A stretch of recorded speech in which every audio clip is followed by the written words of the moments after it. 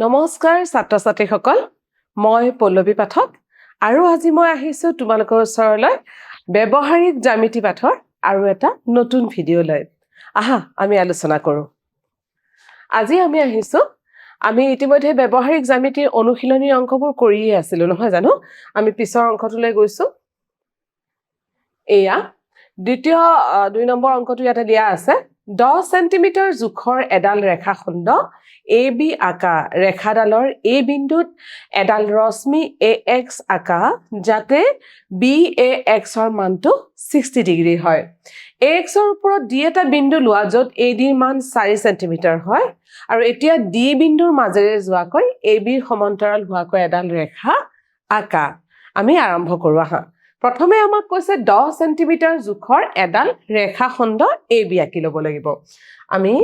10 centimetre জোখৰ এডাল ৰেখাখণ্ড AB আঁকি লওঁ এয়া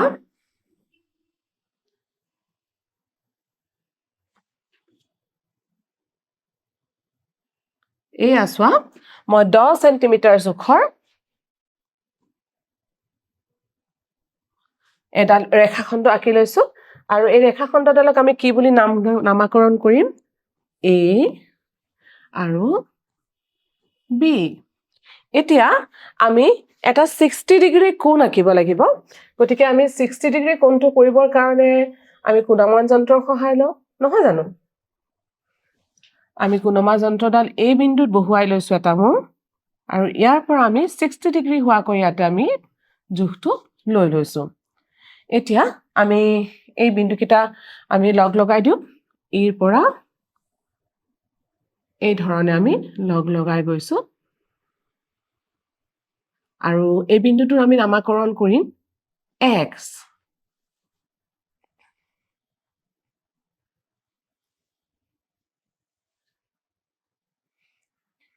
এতিয়া আমি এই বিন্দুটোৰ নামকৰণ কৰিম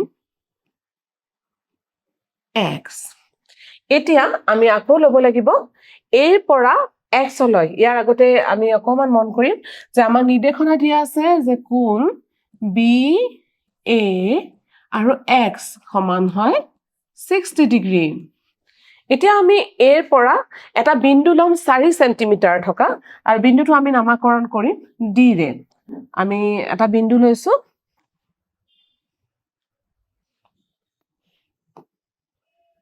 এয়া মন কৰিবা আমি এৰ পৰা 4 সেন্টিমিটাৰ হোৱাকৈ এটা বিন্দু এটা লম আমি এইটো ইয়াতে আমাৰ 4 সেন্টিমিটাৰ হৈছে আৰু এই বিন্দুটোক আমি নামকৰণ কৰিম D বুলি এই বিন্দুটোক আমি D ৰে নামকৰণ কৰিম এতিয়া D ৰ মাজেৰে এডাল আমি সমান্তৰাল ৰেখা আঁকিব লাগে আমি কম্পাস উলিয়াই লৈছো আৰু আমি কৰি যাওঁ প্ৰথমে আমি এই বিন্দু কেন্দ্ৰ কৰি যিকোনো এটা ব্যাসাৰ্ধ লৈ আমি এটা বৃত্তচাপ আঁকিম এয়া আমি এটা বৃত্তচাপ আঁকিলো বৃত্তচাপটোত আমি নাম দিলো যেহেতু আমাৰ এই বৃত্তচাপটো AB ৰেখাডালক আমাৰ C বিন্দুত কটাকটি কৰিছে আৰু AD বা AX ৰেখাডালক DE বিন্দুত কটাকটি কৰিছে এতিয়া আমি হে একেটা ব্যাসাৰ্ধ হয় D ৰ ওচৰলৈ লৈ গৈছো আৰু আমি ইয়াতে আৰু এটা বৃত্তচাপ আঁকিম এবাৰ আমি এটা বৃত্তচাপ আঁকিবলৈ লৈছো এইটো এই বৃত্তচাপটোৱে ই বিন্দুটোত এই বৃত্তচাপটোৱে আমাৰ এইটো বিন্দুত AD ৰেখাডালক এই বিন্দুটোত কটাকটি কৰিছে আৰু এই বিন্দুটোৰ নাম আমি দি লৈছো F বিন্দু এতিয়া আমি আকৌ এই কম্পাসডাল লৈছো আৰু ইয়াতে আমি C বিন্দু আৰু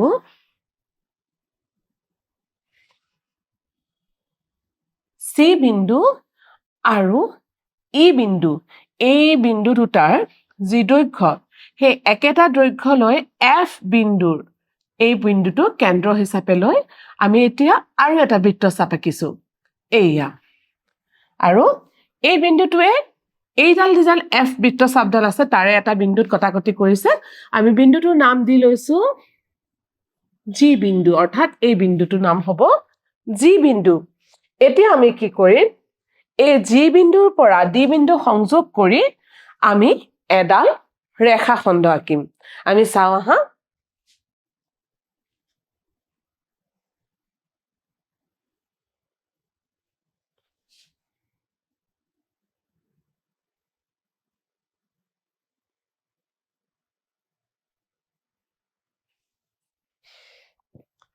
আৰু আমি এই শেষৰ বিন্দুটোৰ নাম দিছো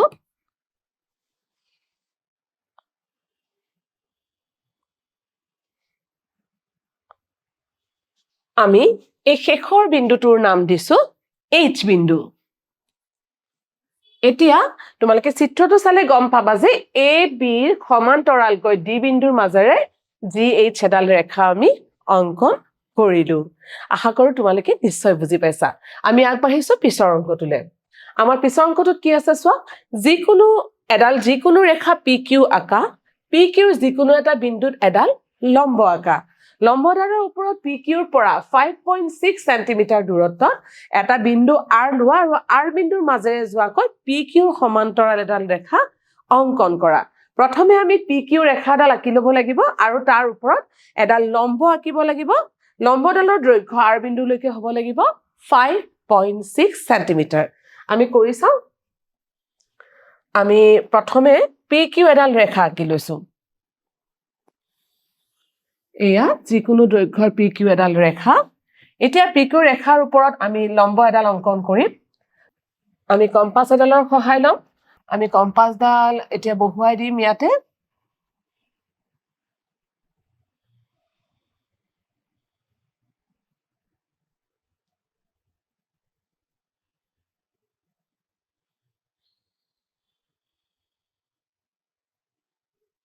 এয়া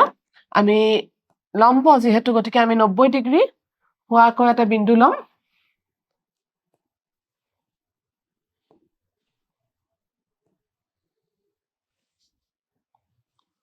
আমি 90 ডিগ্ৰী হোৱাকৈ দুটা বিন্দু লৈছো আৰু আমি লম্ব অংকন কৰিম লম্বডালত কিন্তু R বিন্দুৰ দৈৰ্ঘ্য হ'ব লাগিব 5.6 গতিকে আমি 5.6 হোৱাকে আমি লম্বডাল আঁকি যাও নহয় জানো এয়া 5.6 গতিকে ইয়াতে আমি প্ৰথমে আমি ৰেখাডালৰ নাম দিলো PQ এয়া হ'ব আমাৰ P আমি ৰেখাডালৰ নাম দিলো এয়া হ'ব আমাৰ P এয়া হ'ব Q এয়া হ'ব R আৰু আমি ধৰি লৈছো R বিন্দুৰ পৰা লম্বডালে S বিন্দুত কটাকটি কৰিছে এতিয়া আমি এডাল সমান্তৰাল ৰেখা যদি অংকন কৰিব লাগে প্ৰথমতে আমি কম্পাসডাল উলিয়াই লওঁ এটা যিকোনো এটা ব্যাসাৰ্ধ লয় আমি S বিন্দু কেন্দ্ৰ কৰি এয়া এটা বৃত্তচাপ আঁকি লৈছো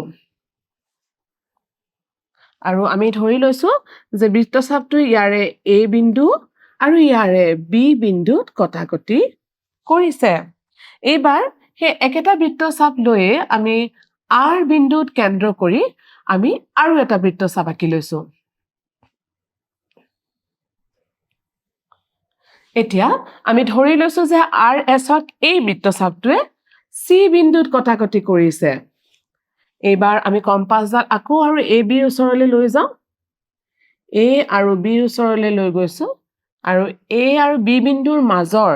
যি দৈৰ্ঘ্য আমি দৈৰ্ঘ্যটো এবাৰ উলিয়াই লওঁ এয়া A আৰু B বিন্দুৰ মাজৰ দৈৰ্ঘ্য এতিয়া সেই একেটা দৈৰ্ঘ্যতে আমি C বিন্দু কেন্দ্ৰ কৰি আমি এতিয়া আৰু এটা বৃত্তচাপ আঁকিম আৰু আমি এই বৃত্তচাপটো যেটো কটাকটি কৰিছে এই বিন্দুটোৰ নাম আমি দিছো D বিন্দু এতিয়া আমি D বিন্দুৰ পৰা আৰলৈ এডাল ৰেখা টানি যদি লগ লগাই দিও আমি D বিন্দুৰ পৰা আৰলৈ এডাল ৰেখা টানিছো আৰু এই ৰেখাডাল অকমান আমি আগবঢ়াই লৈ গৈছো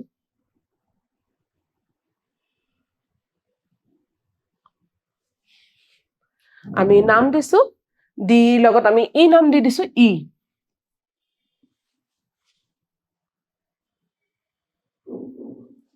আমি নামাকৰণ কৰিছো ডি আৰু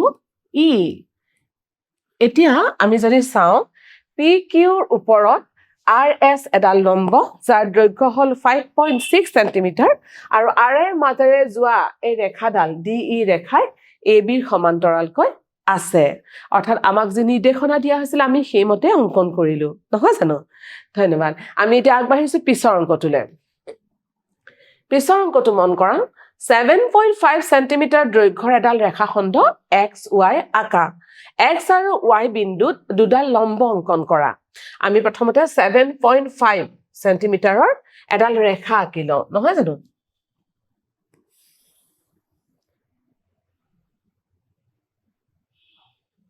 এয়া 7.5 দৈৰ্ঘ্যৰ এডাল ৰেখা আৰু ৰেখাডালৰ নামাকৰণ কি বুলি কৰিছো এক্স ৱাই আমি ৰেখাডালৰ নামাকৰণ কৰিছো এয়া এক্স বিন্দু আৰু এইটো ৱাই বিন্দু এতিয়া আমি এক্স আৰু ৱাইৰ ওপৰত লম্ব দুডাল আঁকিব লাগে আমি লম্ব দুডাল আঁকিলো এক্স বিন্দুৰ এইটো কেন্দ্ৰৰ পৰা আমি 90 ডিগ্ৰী হোৱাকৈ এটা পইণ্ট এটা আমি লৈ লৈছো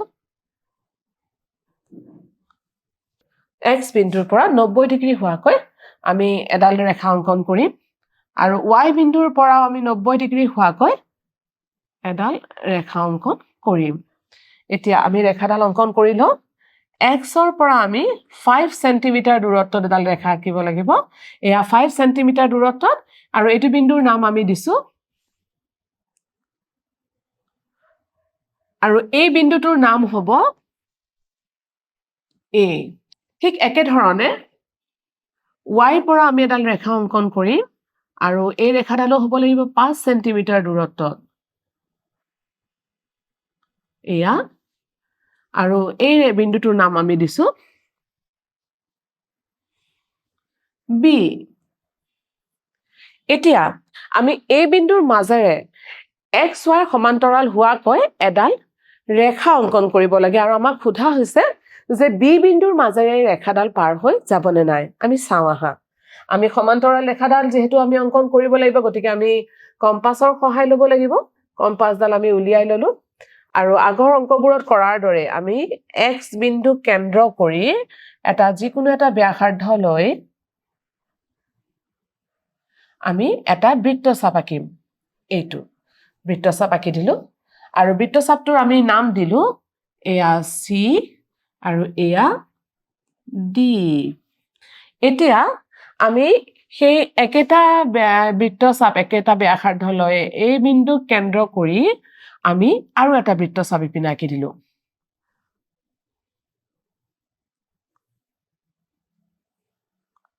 আৰু এই বৃত্তচাপটোক আমি নাম দিলো ই বিন্দুত কাটিছে এই বৃত্তচাপটোৱে এ আৰু এক্সক ই বিন্দুত কটাকটি কৰিছে এতিয়া কম্পাছডাল আমি আকৌ লৈ যদি আমি ডি আৰু চি বিন্দুটোৰ জোখটো লওঁ ডি আৰু চি বিন্দুৰ মাজৰ কিমান দূৰত্ব সেই জোখটো আমি এবাৰ লৈ লৈছো আৰু সেই একেটা জোখতে ই বিন্দু কেন্দ্ৰ কৰি আমি কি কৰিম আৰু এটা আমি বৃত্তচাপ আঁকিম এতিয়া ইয়াৰ পৰা এইটো আৰু এই বৃত্তচাপটোৱে আমি ধৰি ললো এফ বিন্দুত কটাকটি এই বৃত্তচাপটো আমি ধৰি ললো এফ বিন্দুত কটাকটি কৰিছে এতিয়া আমি এই ই বিন্দুৰ পৰা এই বিন্দুৰ মাজেৰে যদি এডাল ৰেখা অংকন কৰো আমি কৰি চাওঁ এই ই বিন্দুৰ পৰা আমি যদি এই বিন্দুৰ মাজেৰে এডাল ৰেখা অংকন কৰো আৰু ৰেখাডাল যদি আমি বি লৈ বঢ়াই লৈ গৈ থাকো তেনেহলে আমাৰ ৰেখাডাল কেনেকুৱা হ'ব এইডাল আৰু আমি ৰেখাডালৰ নাম দিব পাৰো ই বি এতিয়া এই ই বি ৰেখাডাল এক্স ৱাই ৰেখাডালৰ কি হ'ব সমান্তৰাল ৰেখা আৰু আমি দেখা পাইছো চিত্ৰত যে এই ৰেখাডালে বি বিন্দুটোকো পাৰ হৈ গৈছে বি বিন্দুটোকো সেট কৰিছে প্ৰিয় ছাত্ৰ ছাত্ৰীসকল আমাৰ আজিৰ এই অধ্যায়টোত আমাৰ ইমানখিনি অংক আছিলে মই অংকবোৰ কৰি বুজাই দিলো কিন্তু মই আশা কৰিম যে তোমালোকে আকৌ এবাৰ নিজৰ বহীখনত সুন্দৰকৈ অংকবোৰ কৰি চোৱা কাৰণ অংক আমি যিমানেই কৰিম সিমানেই সহজ হৈ যাব আজিলৈ আমি ইয়াতে সামৰিছো নমস্কাৰ